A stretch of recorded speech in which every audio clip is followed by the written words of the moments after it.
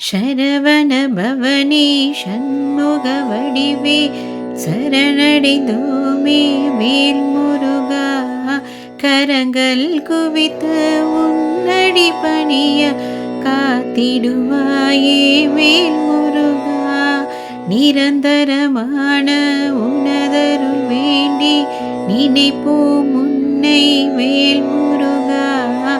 பரமன் மகனே பன்னிரு கரணி பணிந்தோம் உன்னை வேல் முருகா.